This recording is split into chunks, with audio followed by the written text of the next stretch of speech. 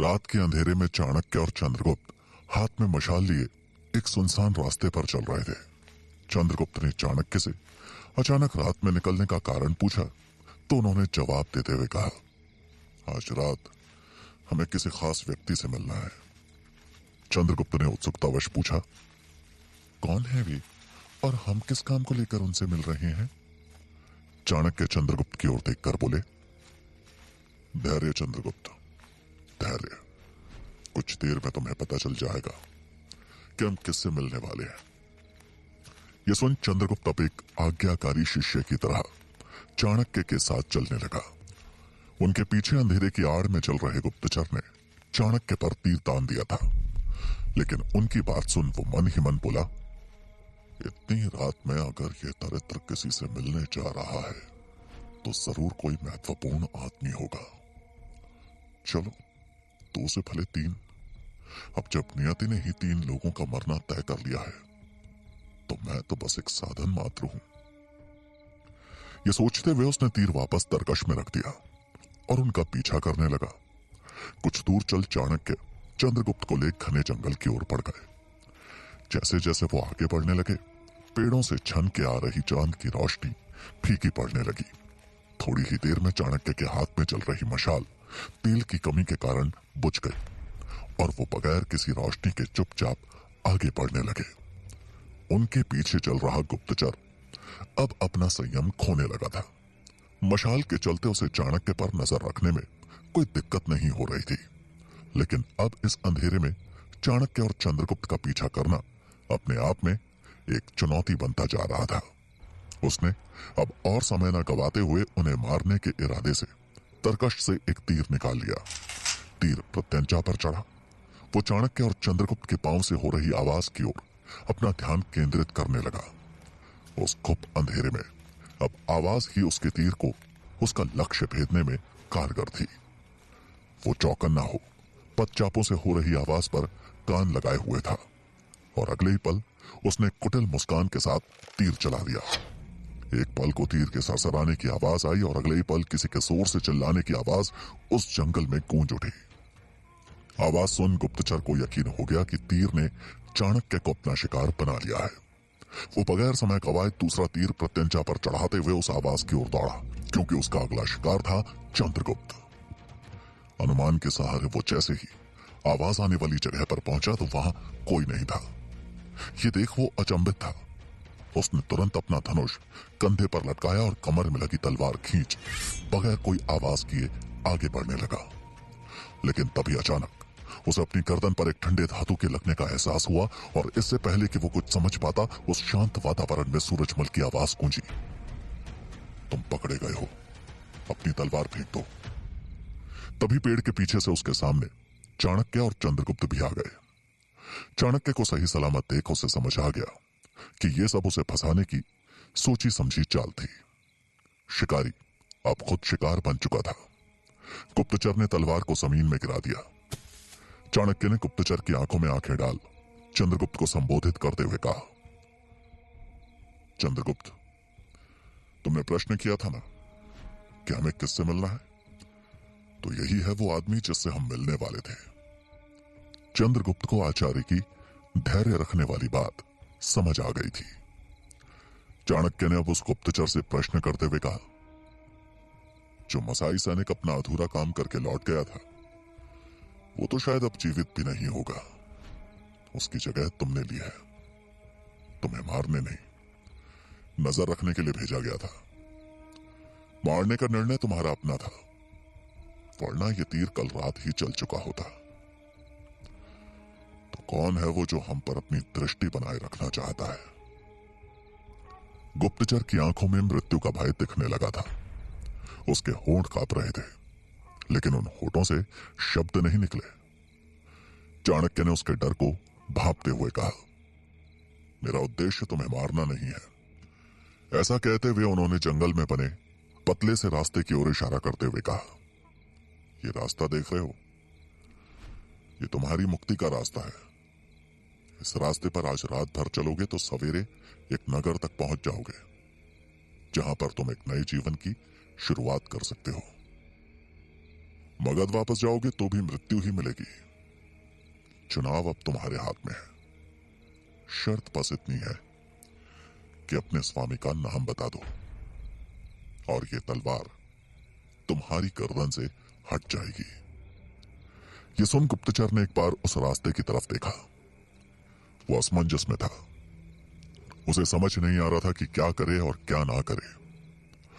उसने कुछ सोच बोलने के लिए अपना मुंह खोला, लेकिन फिर तुरंत बड़ी चालाकी से सूरजमल की तलवार की धार से खुद को अलग कर उसे एक धक्का दे दिया और विपरीत दिशा में कूद गया। यह देख चंद्रगुप्त ने अपनी कटार निकाल ली। वो निशाना साध उसके पांव पर वार करने ही वाला था कि चाणक्य ने उसे रोकते हुए कहा, रुको। वो भाग नहीं रहा है, बस स्वाभिमान पूर्वक मरना चाहता है।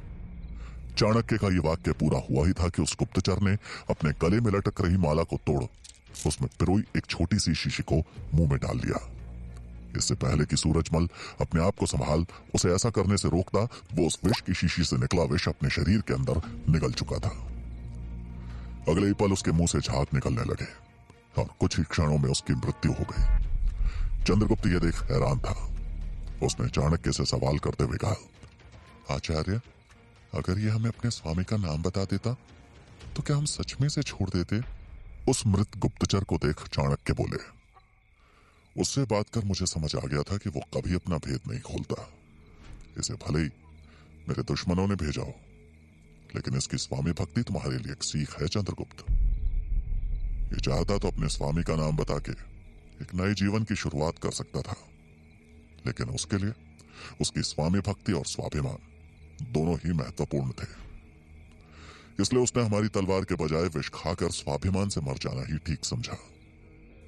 चाणक्य की बात सुनते हुए चंद्रगुप्त लगातार उस मृत गुप्तचर को ही देखे जा रहा था। अब चाणक्य सूरजमल की ओर देखते हुए बोले, इसने तो कुछ नहीं बताया, लेकिन मगध में शंभू काका को संदेश भिजवाना जरूरी है। जो तक्षशिला में मुझे मारने के लिए मसाई सैनिक या गुप्तचर भेज सकता है, उसकी नजरें जरूर शंभू काका और उनके मित्र रक्षा मंत्री शक्टार पर भी होंगी। तक्षशिला से कई 100 योजन दूर मगध में आज चाणक्य के हितैषी और खाद्य मंत्री शंभुनाथ अपने मित्र और रक्षा मंत्री शक्टार के साथ राज्य भ्रमण पर निकले थे। शक्टार आज पाटलिपुत्र के बाहरी किनारे पर बने शस्त्रागार का मुआयना करना चाहते थे, लेकिन इसके साथ ही वो शंभुनाथ से मिल चाणक्य की खबर भी लेना चाहते थे। इसी प्रयोजन से उन्होंने शंभुनाथ को आमंत्रण देकर अपने साथ चलने को कहा। दोनों एक रथ पे सवार हो पाटलिपुत्र के मध्य से होकर गुजर रहे थे। उनको देख नगरवासी तुरंत ही अपने सर अभिवादन में झुका रहे थे। तभी एक आदमी सैनिकों के घेरे को चीरते हुए अचानक से उनके रथ के आगे लेट गया और गिड़गिड़ाते हुए बोला, मंत्री जी, मेरे बच्चे को बचा लीजिए, उसे क्षमा कर दीजिए। अभी उम्र ही क्या है उसकी, उसके बदले मुझे फांसी पर चढ़ा दीजिए, मैं सजा भुगतने को तैयार हूं। ये देख शंभुनाथ और शक्टार दोनों दंग रह गए। वो आदमी लगातार गिड़गिड़ाए जा रहा था और अपने बेटे की जान की भीख मांगे जा रहा था। अगले ही पल कुछ सैनिकों ने तुरंत उसको खींचते हुए रास्ते से हटा दिया, लेकिन उसकी आवाज अभी भी दर्द से गूंज रही थी। अपने बेटे की मौत का भय उसकी आंखों में दिख रहा था।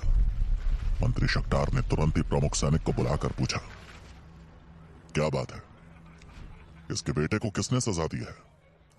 प्रमुख सैनिक जवाब देते हुए बोला, इस व्यवधान के लिए क्षमा करें मंत्री महोदय। इस आदमी के पुत्र ने कर देने से मना किया था, जिसके लिए उसे मृत्युदंड की सजा स्वयं महाराज ने सुनाई है। राजा धनानंद के फैसले को बदलना या उस पर सवाल करने की हिम्मत पूरे मगध में किसी को नहीं थी।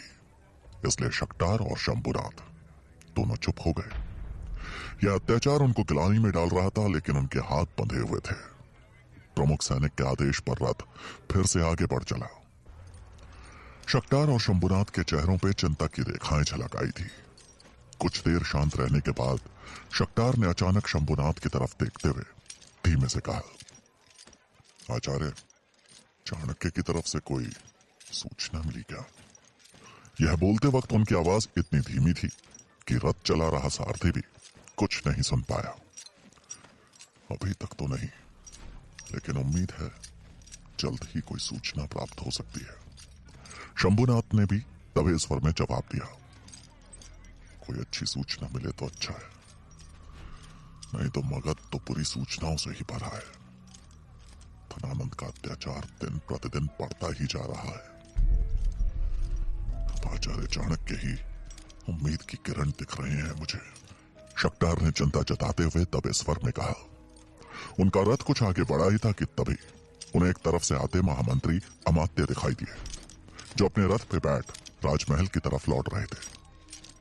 अमात्य की नजर जब रथ पर एक साथ बैठे शक्टार और शंभुनाथ पर पड़ी तो उनकी त्योरियां चढ़ गई। अपने रथ को उनके समीप ही रोकने का आदेश दे वो कुटिल मुस्कान के साथ बोले, रक्षा मंत्री के साथ मगध के खाद्य मंत्री? यह कैसा संयोग देख रहा हूं मैं? मंत्री शक्टार भी हल्की मुस्कान के साथ बोले, रक्षा सैनिकों से जुड़ी है और सैनिकों का अच्छा स्वास्थ्य खाद्य से, तो ये संयोग नया तो नहीं कह सकते महामंत्री जी। वैसे आप अपने साथ इतना बड़ा सैनिकों का जत्था लिए कहां से लौट रहे हैं? क्या अब आपको अपना ही राज्य सुरक्षित नहीं लग रहा, जो इतने सारे सैनिकों के साथ निकलना पड़ रहा है? शक्टार का आखिरी वाक्य अमात्य को किसी तीर की तरह चुभ गया। अपने भावों को काबू कर वो बोले, किसी को सुरक्षित कराना तो आपका जिम्मा है शक्टार जी। जहां तक मुझे दिख रहा है, मेरे साथ इतने बड़े सैन्य बल का आना कहीं ना कहीं रक्षा मंत्री के तौर पे आपकी योग्यता पे सवाल खड़े कर रहा है। शक्टार को भी यह बात बड़ी बुरी लगी, क्योंकि महामंत्री अमात्य ने सीधा उनकी पद प्रतिष्ठा पे सवाल खड़े कर दिए थे। शंभू काका ने बागडोर अपने हाथ में ले तंज कसते हुए अमात्य को जवाब दिया, मेरे अनुभव में राज्य के लोगों को सुरक्षित रखना एक रक्षा मंत्री की जिम्मेदारी है, लेकिन अगर इंसान खुद ही अपने लिए खतरा पैदा करता रहे तो इसमें भला ये क्या कर सकते हैं? ये सुन अमात्य का चेहरा पीला पड़ गया, लेकिन उन्होंने बड़ी चालाकी से अपने भावों को काबू में कर लिया और एक बनावटी मुस्कान के साथ बोले, सवाल रक्षा का है, खाद्य का नहीं। इसलिए रक्षा मंत्री को याद दिलाना चाहता हूं कि खतरा पूरे मगध पे मंडरा रहा है। बहुतों की नजर है मगध की गद्दी पर।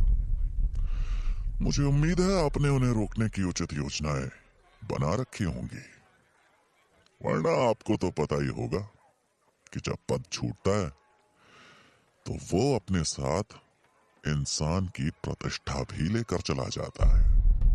यह सुन शक्टार ने पलटवार करते हुए कहा, उसकी चिंता आप न करें महामंत्री जी, हमारी योजनाएं गहरी भी हैं और अभेद्य भी।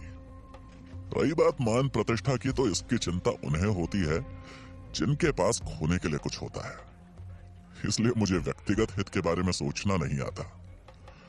मैं जो भी कदम लेता हूं राज्य हित में लेता हूं। अब आज्ञा हो तो सांझ से पहले राज्य का दौरा पूरा करना चाहता हूं। अमात्य ये सुन घुट कर रह गए। उन्होंने सर हिलाकर हामी भरी। शक्टार और शंभू काका दोनों ने अमात्य को नमन किया और आगे बढ़ गए। शक्टार और शंभुनाथ की तीखी बातें अमात्य को अभी भी चुभ रही थी। कुछ सोचते हुए उन्होंने दांत पीसते हुए मन ही मन कहा, इन दोनों की मित्रता कुछ ज्यादा ही फल फूल रही है। इनका साथ में होना संयोग नहीं, कोई गहरी साजिश है, जिसका चलते ही पता ना लगा तो अनर्थ होते देर नहीं लगेगी। यह सोचते हुए उन्होंने एक सैनिक को अपने पास बुलाया और उसे कुछ समझाने लगे। उधर तक्षशिला में चंद्रगुप्त के मन और मस्तिष्क में कल रात की घटना ही घूम रही थी। उस गुप्तचर और उसको पकड़ने की आचार्य की योजना के बारे में वो लगातार सोचे जा रहा था। आचार्य चाणक्य के सिखाए हर पाठ को अब वो अच्छे से समझने लगा था, लेकिन अभी उसकी सबसे बड़ी चिंताओं में एक थी तक्षशिला विश्वविद्यालय के प्रवेश परीक्षा में सफल होना, जिसके लिए वो हर संभव कोशिश में लगा था। आसमान में सूरज ढलने को था, लेकिन चंद्रगुप्त के लिए जैसे सवेरा हुआ था। उसने आश्रम में किनारे रखी लाठी उठाई और आश्रम के पीछे बने खुले मैदान में पहुंच अपनी लाठी से अभ्यास करने लगा। वो लाठी को ऐसे लहरा रहा था जैसे कि उसके हाथ में कोई तलवार हो। लाठी की हवा को चीरने की आवाज से चंद्रगुप्त के वार का प्रभाव पता चल रहा था।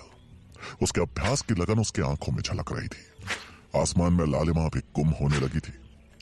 वो अभ्यास करते हुए एक तरफ घूमा तो उसकी नजर सुकन्या पर पड़ी। जो कुछ दूर एक बड़े से पेड़ के नीचे चुपचाप बैठी थी। उसे देख लग रहा था मानो वो किसी गहरे विचार में डूबी हो। वो तुरंत ही उसके पास पहुंच बोला, क्या हुआ सुकन्या, तुम ठीक तो हो? क्या सोच रही हो? चंद्रगुप्त की आवाज सुन वो अचानक चौंक सी गई और फिर उसकी तरफ देखते हुए आत्मविश्वास के साथ बोली, अब मेरे सोचने को क्या रखा है? मैंने आज से, अभी से ये तय किया है कि सोचना नहीं है, अब बस करना है। चंद्रगुप्त ने पूछा, क्या करना चाहती हो तुम? सुकन्या अपनी जगह से खड़ी हो गई और बोली, वही जो आचार्य चाणक्य ने कुश की घास के साथ किया था। कुश उनके पैरों में चुभा तो उन्होंने हर कुश को उखाड़ कर उसकी जड़ों में मट्ठा डाल दिया था ताकि वो कुश दोबारा न पैदा हो सके। मैं भी उन डकैतों को मार उनके आतंक को हमेशा के लिए खत्म कर देना चाहती हूँ। चंद्रगुप्त सुकन्या के चेहरे के भाव देखकर हैरत में आ गया था। उसने कहा, पर तुम उन हत्यारों को पहचानोगी कैसे? सुकन्या का चेहरा थम गया। उसने कहा, अपने मन में मैं कल से बस उन्हीं चेहरों पर ध्यान केंद्रित कर रही हूं। उन सब ने अपने मुंह जरूर कपड़े से ढके हुए थे, लेकिन उनकी क्रूर आंखें मैं कभी नहीं भूल सकती। सुकन्या की आवाज में इतनी दृढ़ता थी कि चंद्रगुप्त दंग रह गया और फिर एक भरोसे के साथ उसकी तरफ देखते हुए बोला, सुकन्या, तुम्हारी इस लड़ाई में मैं तुम्हारे साथ हूं और हमेशा रहूंगा। हम मिलकर उन हत्यारों को सजा देंगे, लेकिन लड़ने के लिए हमें अभी मजबूत बनने की जरूरत है। हमें सीखने की जरूरत है, तभी हम उन सबको उनके किए की सजा दे पाएंगे। और सीखने के लिए तक्षशिला से बेहतर कोई जगह नहीं है। यह सुन सुकन्या हैरानी भरे स्वर में बोली, तक्षशिला? लेकिन मुझे वहां प्रवेश मिलेगा क्या? क्यों नहीं, तुम एक बार आचार्य चाणक्य से बात करना। उनके पास हर समस्या का समाधान होता है। मुझे भरोसा है कि वो तुम्हारी मदद जरूर करेंगे। यह सुन सुकन्या के चेहरे पर हल्की सी मुस्कान उभर आई। उसे अब चंद्रगुप्त में एक बहुत अच्छा दोस्त नजर आ रहा था, जो उसके साथ हर कदम रहने वाला था। चंद्रगुप्त ने वहीं पास में रखा अपना डंडा उठाकर उसको देते हुए कहा, आचार्य का कहना है कि तक्षशिला में प्रवेश पाना आसान नहीं है। वहां हर कला में पारंगत होना पड़ता है, इसलिए इसी समय से तुम्हें अभ्यास शुरू कर देना चाहिए। यह सुन सुकन्या ने हामी भरी और डंडा हाथ में ले मैदान की तरफ चल दी। चाणक्य तक्षशिला में अपना काम खत्म कर एक तय स्थान की ओर बढ़े। उनके कहने पर सूरजमल ने एक संदेश वाहक का प्रबंध कर लिया था। कुछ देर चलने के बाद उनकी भेंट सूरजमल से हुई। उन्होंने सूरजमल को ताड़पत्र पर लिखे संदेश को सौंपते हुए दूर बैठे संदेशवाहक की ओर देखते हुए पूछा, क्या यह संदेशवाहक विश्वसनीय है? सूरजमल ने हाँ में जवाब दिया और ताम्रपत्र को हाथ में लेकर देखा तो वो खाली था। उसमें कोई लिखावट नहीं दिख रही थी। खाली पत्र देख उसने सवाल करते हुए चाणक्य से कहा, यह कैसा संदेश है आचार्य? ये पत्र तो कोरा है। चाणक्य उसकी बात सुन मुस्कुराए और बोले, कोरा नहीं है, बस तुम्हें कुछ नहीं दिख रहा है, लेकिन जब यह पत्र शंभू काका के पास पहुंचेगा तो उन्हें उनका संदेश मिल जाएगा। सूरजमल ने उस कोरे पत्र पर फिर से एक बारीक नजर दौड़ाई, लेकिन उसे फिर भी कुछ ना दिखा, ना समझ आया। संदेश हाथ में ले वो जैसे ही संदेशवाहक को आवाज देने लगा तो चाणक्य ने उसे रोक दिया और बोले, उसे यहां बुलाने की आवश्यकता नहीं है, संदेश पत्र वहीं जाकर सौंप दो। सूरजमल के मुख पर प्रश्नवाचक चिन्ह देखकर चाणक्य ने उसका संदेह दूर करते हुए कहा, सूरजमल, मेरी खुली शिखाई मेरी पहचान है। अगर यह संदेशवाहक पकड़ा गया तो पत्र भेजने वाले का हुलिया देते हुए बस यही बता पाएगा कि उसे यह पत्र एक ब्राह्मण नौजवान ने सौंपा था जिसकी शिखा बंधी हुई थी। और रही बात पत्र की, तो वो तो पहले से कोरा है, उसे देख भला किसी को क्या पता चलेगा। चाणक्य की बुद्धिमानी देख सूरजमल मुस्कुरा दिया और पत्र ले संदेशवाहक की ओर बढ़ गया। चाणक्य दूर खड़े हो सूरजमल को संदेशवाहक को पत्र दे कुछ समझाते हुए देख रहे थे। उनके मुख पे गंभीरता थी, क्योंकि इस पत्र का शंभू काका तक पहुंचना बहुत जरूरी था। चाणक्य सूरजमल के साथ आश्रम लौटे तो चंद्रगुप्त और सुकन्या बाहर ही बैठे थे, जैसे कि वो उनका ही इंतजार कर रहे हों। रात्रि का पहला प्रहर शुरू होने को था। आसमान से प्रकाश लगभग क्षीण हो चुका था। चाणक्य को देख दोनों तुरंत खड़े हो गए। चाणक्य चंद्रगुप्त के पास आकर उसके कंधे पर हाथ रखते हुए बोले, तक्षशिला में तुम्हारा प्रवेश आसान नहीं रहने वाला है चंद्रगुप्त। तुम्हें प्रवेश ना मिल सके इसके लिए आचार्य गजानन परीक्षा को कठिन से कठिन बनाने के हर संभव प्रयास में लगे हैं। इसलिए दुगनी मेहनत से अभ्यास में लग जाओ। अपने शरीर, चित्त और मन को स्थिर रखकर परीक्षा की तैयारी करो। चंद्रगुप्त ने हामी भरी। चाणक्य उसे समझा आश्रम में अंदर की तरफ जाने लगे कि तभी सुकन्या उनके मार्ग में आकर खड़ी हो गई और बड़ी विनम्रता से बोली, आचार्य, मुझे आपसे कुछ कहना था। आचार्य उसकी तरफ देखते हुए बोले, कहो सुकन्या, क्या बात है? सुकन्या साहस जुटाते हुए दृढ़ता से बोली, आचार्य, मुझे भी तक्षशिला की प्रवेश परीक्षा देनी है। मुझे भी वहां अध्ययन करना है, शस्त्र और शास्त्र का ज्ञान हासिल करना है। सुकन्या की बात सुनकर आचार्य अचंभित रह गए और हैरानी में बोले, लेकिन क्यों? सुकन्या अब थोड़ी हिचकिचा गई। उसे समझ नहीं आया कि वो क्या जवाब दे। वो हड़बड़ाहट में बोली, मुझे लेकिन चाणक्य ने जैसे उसे पढ़ लिया हो और थोड़ा गंभीर होते हुए बोले, तुम्हारा लक्ष्य ही स्पष्ट नहीं है सुकन्या, तो फिर तुम तैयारी किस बात की करोगी? उनकी बात सुनकर मानो सुकन्या के मुंह में सपान आ गई और वो तुरंत बोल उठी, मुझे अपने माता पिता की मृत्यु का बदला लेना है आचार्य। यह सुन चाणक्य थोड़ी देर तक उसका चेहरा देखते रहे और फिर कुछ सोचते हुए बोले, और उसके पश्चात क्या करोगी तुम? सुकन्या एक बार फिर संशय में आ गई। उसे फिर नहीं समझ में आया कि वो अब क्या जवाब दे। उसके संशय को भांपते हुए आचार्य बोले, सुकन्या, छोटे लक्ष्यों का कद भी छोटा होता है और सही मायनों में देखा जाए तो तुम्हारे जीवन का कोई लक्ष्य ही नहीं है। तुम्हें सिर्फ प्रतिशोध लेना है। लक्ष्य हमेशा बड़ा होना चाहिए और बड़े लक्ष्य की प्राप्ति के लिए अच्छी शिक्षा की आवश्यकता होती है और साथ ही एक योग्य गुरु की भी। तभी जीवन सफल होता है। सुकन्या झट से बोली, इसीलिए तो मैं तक्षशिला में प्रवेश लेना चाहती हूं। असंभव है, आचार्य ने बिना लाग लपेट के मना करते हुए कहा, जिसे सुन वो हैरान रह गई। पास खड़ा चंद्रगुप्त भी हैरान था। सुकन्या ने अपनी बात रखते हुए कहा, क्यों आचार्य, जो परीक्षण चंद्र देगा वही मैं भी दे दूंगी। नहीं सुकन्या, तक्षशिला में लड़कियों को शिक्षा नहीं दी जाती। तक्षशिला में तुम्हारा पढ़ना असंभव है। ऐसा कह चाणक्य आगे बढ़ गए। सुकन्या वहां ठगी सी खड़ी रह गई। उसके चेहरे पर एक साथ मायूसी, गुस्सा और उदासी के भाव उभर आए। एक ही पल में उसके सारे सपने चूर हो गए। उसे देख चंद्रगुप्त को भी लगा कि उसने सुकन्या को तक्षशिला में प्रवेश लेने के लिए उत्साहित कर बहुत बड़ी भूल कर दी थी।